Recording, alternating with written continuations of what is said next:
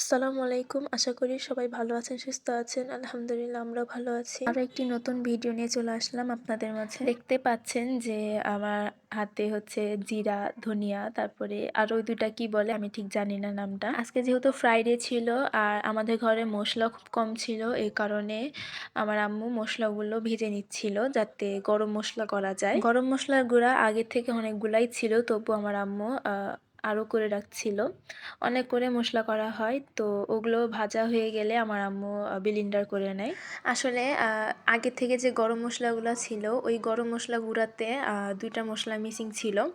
যে ২ টা আপনাদেরকে বললাম যে আমি নাম জানি না, ওই ২ টা মশলাই মিসিং ছিল, যার কারণে আবার নতুন করে মশলা করে আর আগের গরম মশলাগুলো তাতে মিক্স করে দেয়। আমাদের মশলা করা হয়ে যায় আর আমরা একটা বক্সে ঢেলে রাখি। আর এই বক্সে ফুলও ভর্তি হয় না, এই যে এতটুক হয়, সবসময় এইভাবে করেই আম্মু মশলা করে রাখে। আর বক্স থেকে মশলা শেষ হওয়ার আগে আমার আম্মু আবার মশলা করে। আমাদের গরম মশলা গুঁড়া হয়ে গেলে আমরা আদা রসুনও করব। আর এই আদা রসুন আমি করি ব্লেন্ডারে, যেহেতু পাটাতে বাটতে হয় না, ব্লেন্ডারে করতে হয়, এই কারণে আমিই করি। তো এই যে মশলাগুলো আমাদের ২ বক্স হয়, ১ বক্স ডিপে রাখা হবে আর ১ বক্স নর্মালে রাখা হবে। তারপরে আমার আম্মু রান্নাবান্নার কাজ শুরু হয়ে যায়। আর এগুলো হচ্ছে যে ফুলকপির শাক। আপনারা যদি কেউ ফুলকপির শাক খেয়ে থাকেন অবশ্যই কমেন্টে জানাবেন। আমরা তো প্রথম খাচ্ছি। আমার আম্মু এর আগে একবার খেয়েছে, কিন্তু আমরা প্রথম খাচ্ছি। আর আমাদের বাড়িতে শাকসবজি হবেই, কারণ আমার আম্মু শাকসবজি ছাড়া ভাত খেতে পারে না। আমাদের বাসায় যতই ভালো মন্দ রান্না হোক না কেন, শাক সবজি থাকবেই পাশে আমার আম্মুর জন্যে। আমাদের বাসায় শাক রান্না করা হলে আম্মু আর আব্বুই বেশি খেয়ে থাকে, আমি খাই না। যেগুলো আমার পছন্দ আমি সেগুলাই খাই। আর আমার ভাই শাক কী জিনিস সেটা জানেই না, মানে শাকসবজি সে খায় না, সে মাংস দিয়ে ভাত খাবে শুধু। তাকে ব্রয়লার মুরগি বা যেকোনো মুরগি রান্না করে দিলে সে ওগুলা দিয়েই খাবে, মাছও সে খায় না। আজকে আমাদের বাসায় শাক রান্না করা হয়েছে আর খাসির মাংস দিয়ে মুগ ডালের পাতলা ঝোল।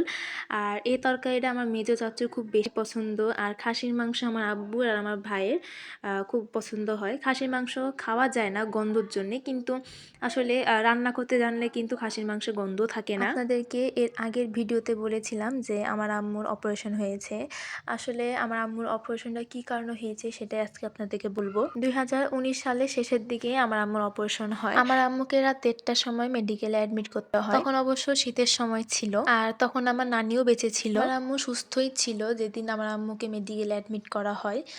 সেদিন রাত ৮:০০টার সময় আমার আম্মু হঠাৎ করে অসুস্থ হয়ে পড়ে। হঠাৎ করে আমাদেরকে বলছেন যে বুকে ব্যথা উঠছে। তো আমার আব্বু এমনি নর্মাল ডাক্তারের কাছে যেয়ে ইঞ্জেকশন দেয়। তো ইঞ্জেকশন দেওয়ার পরে আমার আম্মুর ব্যথাটা কমে না, যার কারণে আম্মুকে ওই ডাক্তারের কাছে নিয়ে যেই আবার ইঞ্জেকশন দেওয়া হয় প্লাস ওষুধ দেওয়া হয়।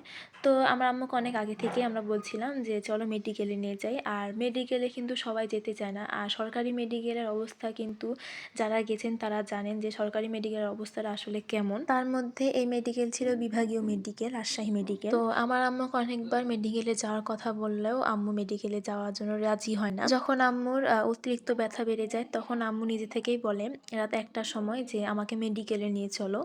তো তারপরে আমার আম্মু অজ্ঞান হয়ে যায়। আর রাত ১:০০টার সময় অটো পাওয়া, রিক্সা পাওয়া খুব মুশকিল ছিল। তবুও আমরা রাত ১:০০টার সময় একটা অটো পাই। তো ওই অটোওয়ালাকে রাজি করে আমরা মেডিকেলের দিকে রওনা দিই। মেডিকেলে নিয়ে যাওয়ার পরে কোনো ডাক্তারই আমার আম্মুকে ধরছিল না। সবাই বলছিল যে রুগী তো মারা গেছে, এই রুগীকে কেন আপনারা নিয়ে এসেছেন। অনেক রিকোয়েস্ট করার পরে বড় ডাক্তার এসে আম্মুকে দেখে, প্লাস পরের দিন অপারেশনে নিয়ে যায়। আর অপারেশন যে করবে সেটা কিন্তু আমরা জানি না। আমার আম্মুর বাচ্চার যে টিউব আছে ওরা বাস্ট হয়ে সব রক্তগুলো বুকের উপর উঠে গেছিল। তো যার কারণে আম্মু জ্ঞান হারায় ফেলছে আর এতটা অসুস্থ হয়ে গেছিল।